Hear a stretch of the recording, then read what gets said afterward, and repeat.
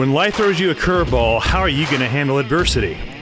Welcome to the Fearless Mindset Podcast, where you're about to go on a journey as I interview security, business, and entertainment leaders on what it takes to stay fearless. I'm your host, Mark Ledlow, and enjoy today's episode. This is Mark Ledlow here, the host of the Fearless Mindset Podcast. We're doing things a little differently. My camera doesn't work on my laptop, so you guys don't have to listen to this versus if you're on YouTube. We'll probably have it on YouTube and nothing to see. You're just going to hear our voices talk. And today it's been a while since I've done a podcast, like 3 months. So I brought my good friend Sandra on. Now, how do you pronounce your last name? Is it Stibbards? It's Stibbards, yes. Okay. I got it right the first time. Yeah, you did.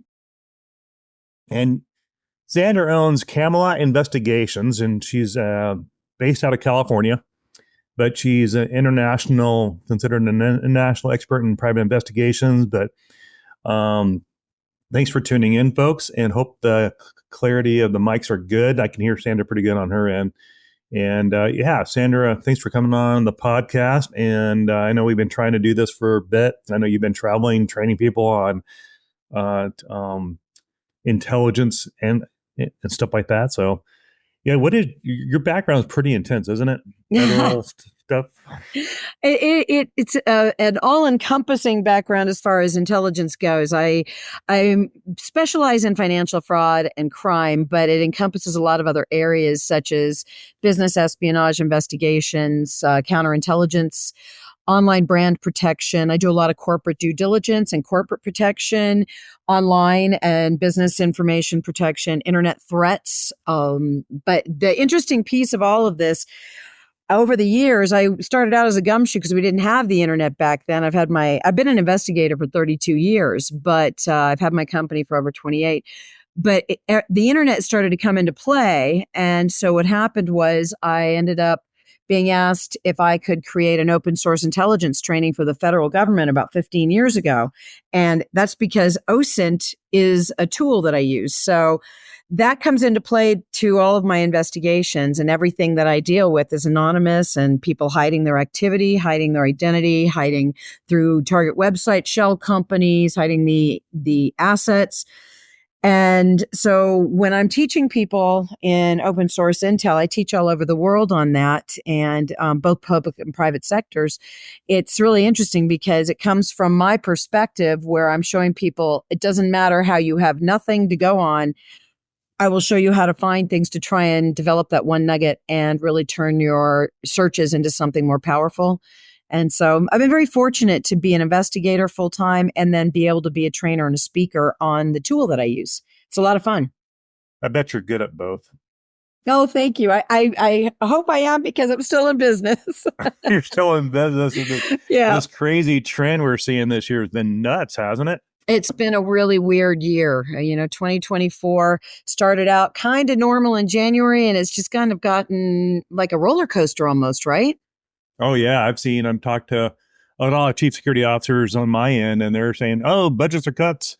The CFO is telling us to slash everything. And, meanwhile, all these CEP organizations like, raise your prices, inflation. And they're pushing back. Nope, we're dropping our rates. Sorry, inflation. We're not paying what you think you're worth. So from the exec protection standpoint, that's what we've been experiencing the last 6 months. Everybody's just telling me, hey, can you drop your rate? Like, wait a minute. I thought the rate was this. No, Yeah. The market dictates the rate, folks. And I'm seeing so many shops out there, companies saying, well, this is our rate. This is our standard. I'm like, well, the client writes a check, so the client dictates what those rates are. It really does.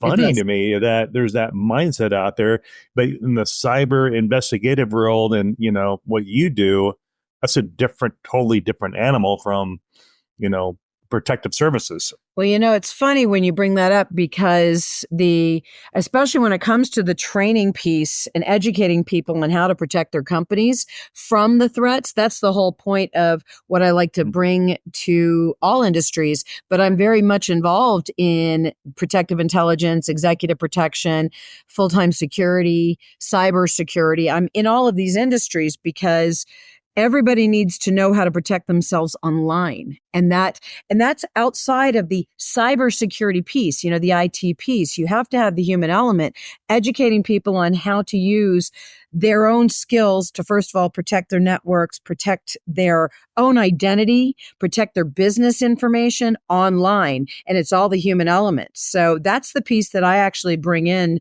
to all the different sectors of security. And what I try to do is teach everybody this piece first so that then they don't have the problems. It's all prevention, because nowadays you have the scary little people out there, the trolls, the stalkers, and the kidnappers, that are out there looking for either the high profile individuals and then trying to grab a hold of them, destroy them, hurt their families, or you have those details that are going out.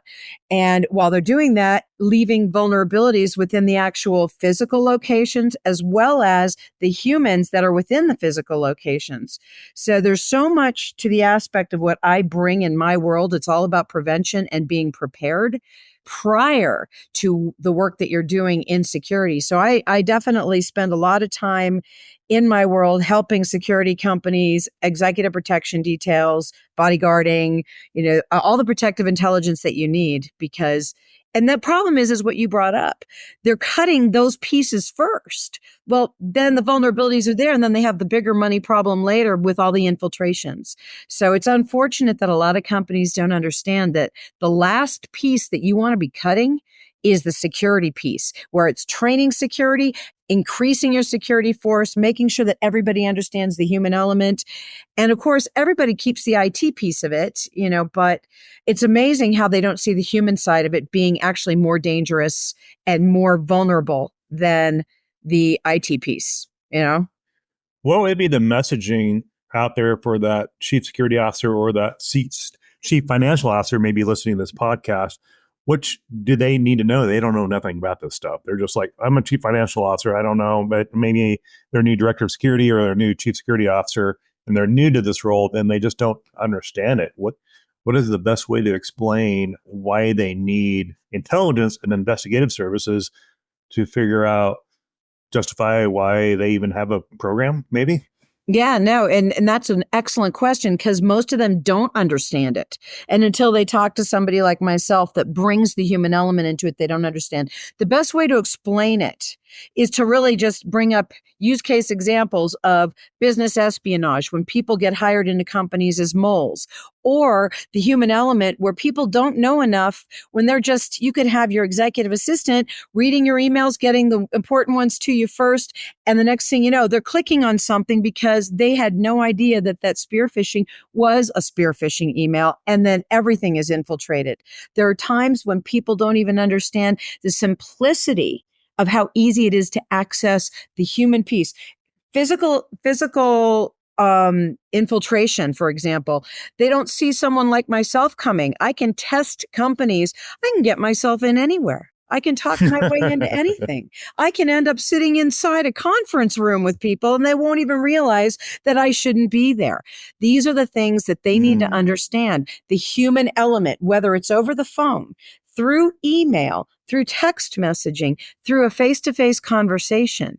The human element and the human aspect is the piece that they don't understand. And unless they determine that training and educating every single person in their company, or at least in their divisions, needs to be done, you have one person, that's all it takes. The human element is the weakest link, and it only takes one. And when it comes to that, I will utilize any area as a bad guy to get in. And that could be through the janitor even. So, they just don't understand that it's not just having all of the software and all of the protections on the servers and the networks and on each computer and each device.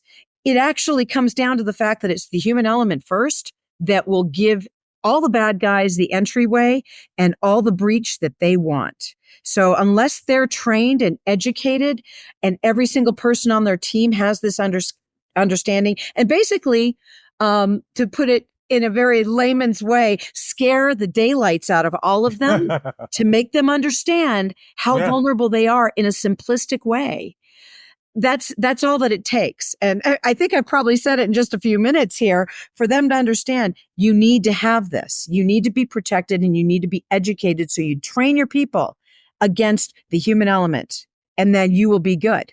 All right. And that's the key when it comes to being on your systems, when you might have your Intel people just working on their devices and you have your VPNs set in and you have your secure browsing and the IT has certain firewalls and protections. But let's face it, you have somebody that's doing their searches and looking and looking and looking. Well, they're leaving a digital footprint. This isn't good. We need to make sure that they're all set up with, in cybersecurity world, they call them sock puppets. In the investigations world, we call them identities. We need to make sure that we're creating those so they're not putting the real information out there and making sure that there is no digital footprint in anything they do. And it doesn't matter if they're investigating or they're just doing basic searches. You don't want to lose any, or you don't want to leave a trace for anything. You don't want anything to ever come back because that becomes a vulnerability. So, and there are so many things that they need to know about cleaning systems. And again, it all comes down to the human element. So I think you probably are getting what I'm talking about, right? Oh yeah, totally. It makes sense in layman terms.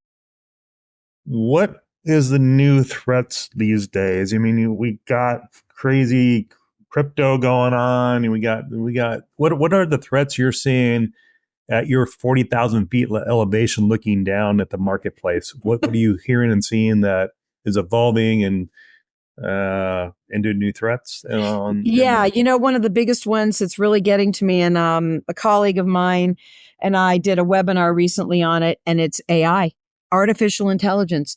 It's such a great tool, right? It can be very useful when you're trying to write up marketing material or you're trying to reword an email or a letter, getting proper grammar and helping you put prettier words and making it sound smoother.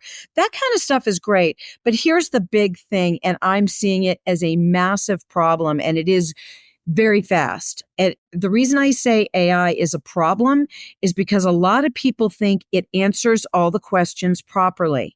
And like I said, it's a great tool to help you with a lot of things. But when you're trying to develop information, especially when you're investigating something and you actually as an investigator or an intel analyst are trying to develop correct information, it can take you down the exact wrong way and give you very incorrect information. I told this story, and this is where I have been letting people know. I have a few use cases that happened all in a very short period of time, but the one that jumps out at me the most, and what people need to realize, AI is not the end all to be all, is this exact situation. And it was, I'll give you the short version so it's understandable. Somebody had a situation where they said, can you please find the document where it's stating that this person is a pedophile? Because it came up on AI. This person had an unusual name, and that's the only place they found it, and said this person was arrested as part of a pedophile takedown in 2022. 16 people were arrested for an online pedophile thing. They were targeting ages 12 to 14 years old. And I couldn't find anything bad about this person anywhere. I was digging dirt everywhere. And I tell you what, if there was dirt to be found, I would have found it. And I couldn't find it. I couldn't find documentation showing that this had gone down on this person. Nothing. Drove myself crazy. I finally asked AI, please cite your sources. It cited the sources. It gave me 3 different articles. I opened up the articles. Our guy wasn't in any of the articles. They were reporting this person's name as one of the arrested pedophiles. And yet it was a person that had the same first name. And then the last name started with the same first letter and ended with the same last letter. But the rest of the name wasn't the same. It reported completely incorrect information stating that this guy was a pedophile when he wasn't. So this is the kind of thing that can happen. So first of all, it's citing sources and reading the spelling of the last name incorrectly. That was the first step. But here's the other thing that we've got that's even worse about AI, and people are counting on it too much, thinking it's correct information and citing it as results. Because what happens is You and I both know, and a lot of people listening to this know, that misinformation is being put out there left, right, and center. 4chan is a great platform where people are saying all the inaccurate things, lying about everything. And AI is based on what it's being fed by all of us. So, what's it called? The platform, 4chan? 4chan is one of the many out there that, will reach out into the dark web, but you can access it in other ways. But that's the whole problem with AI. It's pulling from all these platforms and everything we're feeding into it. Well, people are putting out false information. So then AI works from that and is, supposed to be intelligent and create more information from it. So what it's doing is creating more false information from false information. So here's the problem I see. That is my big problem right now is AI. Fabulous idea, fabulous product. However, since its intelligence is based on what we're giving it, we got a lot of bad people giving bad information. So we've got two worlds going on again. So it's like anything out there. When something is created for the greater good, there are always things that happen that become the greater bad. You know what I mean? So that is my one big thing. You did bring up the other that really has been a fraud platform for a long time, Bitcoin. That has been a big place where people do fraud. And what's happening is, there's so many cryptos out there now. People utilize it, first of all, to do all kinds of illegal activity. I'm sure everybody listening to this already knows that. But the problem with it, again, is it's utilized to defraud. And we have the perfect use case with FTX, right? So that one's been a fraudulent platform for a while now, that idea of crypto. But now that's getting fed into AI as well. So you've got this overlap of things. So, but that's my big one. AI is my biggest one, and people can utilize it to create falsehoods, create things that aren't real. And then, you really utilize it against people when it's not real. You hear about the deep fakes and the cheap fakes and all of that stuff. So that's the big one. And then we're going to the election season, not to get political, but being a Marine Corps veteran, I served under Bill Clinton, and I was willing to give my life. I took an oath, so it didn't matter who the president was. But we are in election cycle, so there's going to be so much AI stuff going on, spinning whatever machine's being, whatever gas is being put on whatever fire for the narrative. It's going to be crazy town. And it's already gotten crazy because everybody from both sides can really utilize it against each other. And it's very unfortunate because even if it's not even the actual political party, you have so many just regular people out there that have, one feeling about one side or a feeling about another side. And they might be good at being online and doing AI and then start feeding false stuff through AI out there. Yeah. So it's really unfortunate that we're living that era, but, you're right about that political stuff. It's going to get ugly, and it's already getting there. What kind of advice can you give those young directors of security, chief security officers who are trying to make, budgetary decisions for the next quarter, 2 quarters? Because we got the presidential November 4th, and then we got, the highest threat level by the FBI about possible lone wolf cells on U.S. soil stuff, and it's it's kind of crazy. It is the crazy. Intel we're getting. What's your thoughts on that? Being that you've advised the government stuff, and what are you hearing out there? Well, I definitely am hearing everything that you're saying. Things are getting very dangerous, and you can even hear it just in regular mainstream media. They're hyping it up. So, you had asked, now, is that a hype, you think, or is this accurate information? Is it hype from the far right freaking out the base to get everybody to vote a certain way, or do you think these are real threats? I think we have real threats out there. I really do, and I think we have real threats.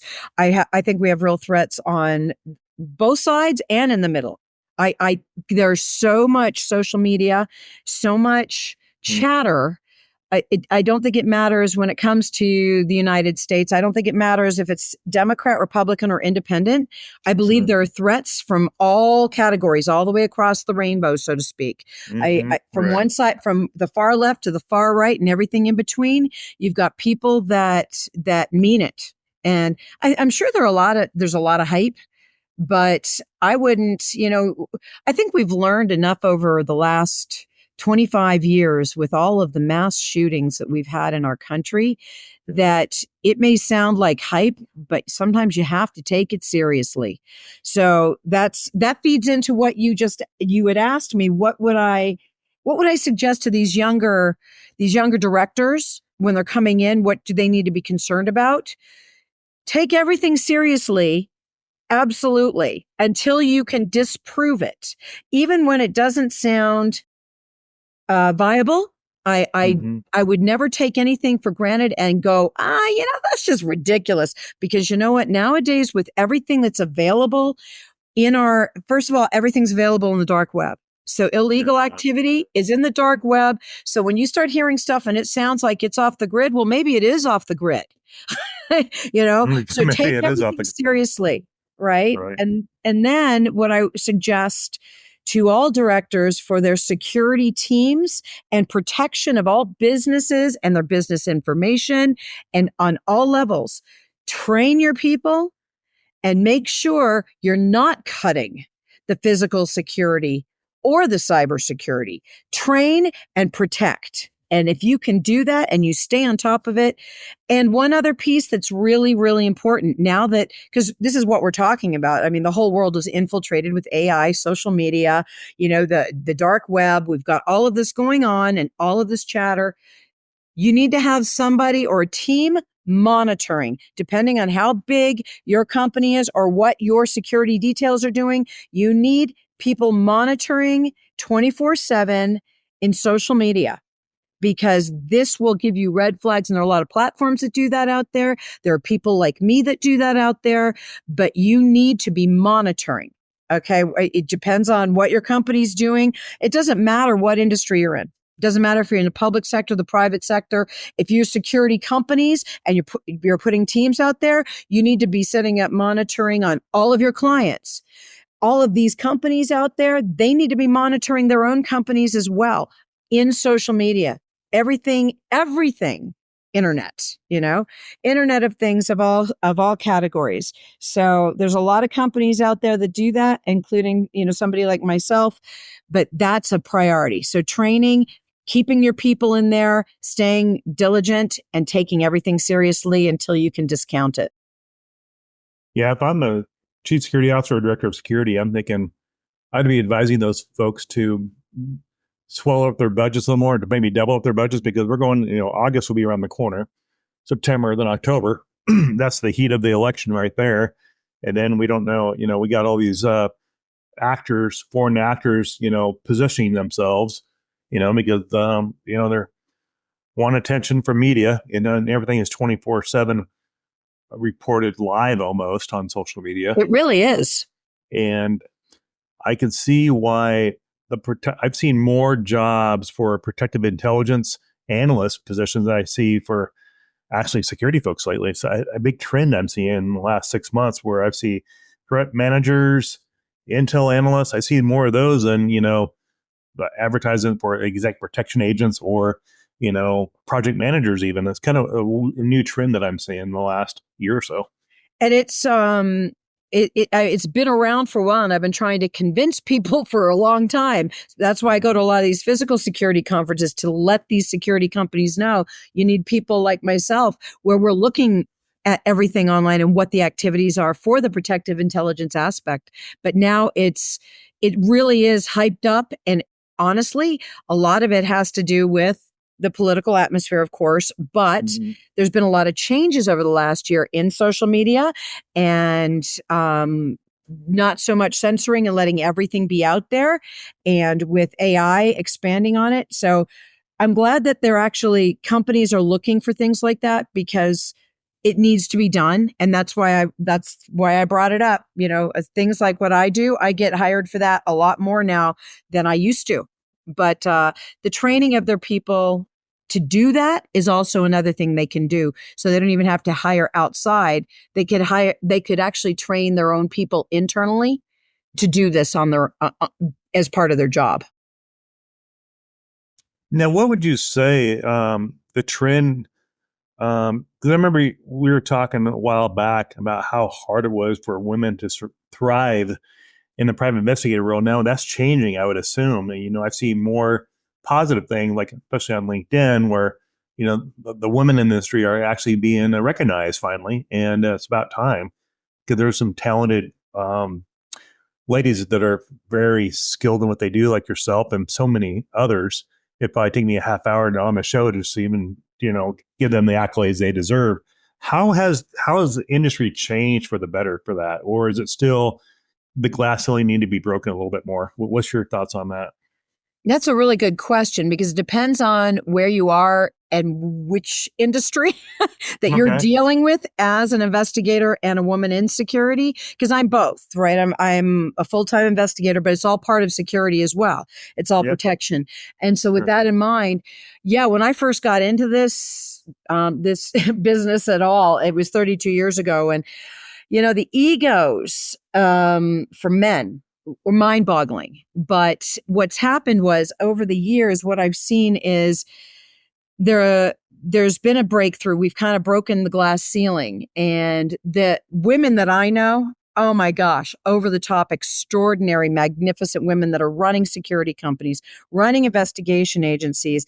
And what I think a lot of people are really seeing now is that women are really good at doing business and really good in these They are. industries, Right. And as an investigator, I have the advantage of being a female because a lot more people will listen to me, let me talk them out of things and get the information I need to know, as opposed to when they're talking to a man, because I can soften them up and get, things like that. But when it's just hardcore doing security and doing investigations and the job itself, I would say that we've really broken the barriers. And of course, it's still a male-dominated industry, whether you're in investigations, cybersecurity, physical security, executive protection, all of that. It's still male-dominated, but what I'm really enjoying are all of the men that I know love having women in their corner, and women that are powerful women that are business owners, and women that are CEOs and CFOs and running everything. It's great to see the change in the majority of men out there now, because they're going, yes, we want women in our industry and let's empower them because they're actually bringing us the good stuff. So there's been a big change. I think there's always going to be that group that is trying to limit women, but the power within the women that are out there now, they're saying, yeah, that's all right. We'll just jump over you and get to where we're wanting to go. So it's really been, in the last 10 years, I think it's been explosive. I really do. Great to hear that change. Just for the audience to know, I have 4 younger sisters, so I'm always been pro ladies around me in my work environment, because I recognize the strength they have. They're, amazing communicators, and they have that BS radar on them. They can smell BS a mile away. It's so true. Like, I asked my sisters, what do you think about this? And they see right through it. I don't know what it is. Well, I think there is a female instinct that you are correct on that. There is something about most women that will pick up on the BS. You're right. We can feel it. We see it. And that may just be that natural instinct that we have because we have to be able to see things as, moms and stuff like that. But yeah, you're right. That's pretty funny. And the one thing that I've seen a huge breakthrough in, and this is just in the last few years, cybersecurity, the physical security and investigations, that's really been really kicking it really big in the last 10 years, but it's only in the last few years that we're really seeing a huge breakthrough of females coming into the cyber world, and it's really exciting. Yeah, that's so cool. Yeah, I'm seeing so much. I'm seeing a lot of, I just, most of my time I spend on LinkedIn. It's like, whoa, there's a lot of talented people out there coming out of the woodwork. And 10 years ago, 15 years ago, when I got into business, I didn't see any of that. Well, LinkedIn wasn't even a thing. It was Craigslist back then. And then, now I see, I can tell how slow it is out there by how many people are spending time on Facebook on the private groups and how fast they respond. I'm like, man, they must be slow. Yeah. Yeah. Well, they're bored. They're looking for something to get more business, right? If someone throws something out on LinkedIn, boom, boom, boom, 25 responses in 1 minute. I'm like, no, that must be slow out there because people are responding pretty quick. Yeah. Yeah. But it's great. LinkedIn, is quite the tool, actually. I'm going to tell you, in my trainings, when I teach Mm-hmm. my trainings, we spend a nice chunk of time on LinkedIn. It's an amazing platform that you can utilize for free. You can also Mm-hmm. get the you can upgrade to various levels of it as well, depending on how you use it for business. But it is also, as an investigator, an incredible search Powerful. platform. Oh yeah. I mean, the filters that it has, I can find people having very limited information due to the search filters on Mm-hmm. LinkedIn. They're a powerful platform, and it is probably, I tell everybody, out of all the free platforms out there, it is the best search platform out there. And I teach people how to utilize it in ways that they would have never imagined in order to develop information. Whether it's you're looking for your target and trying to determine who they are, or looking for new connections, looking for people that you want to hire, looking for people that do your work better and want to enhance yourself. There's just so much with LinkedIn. I love that platform. I really do.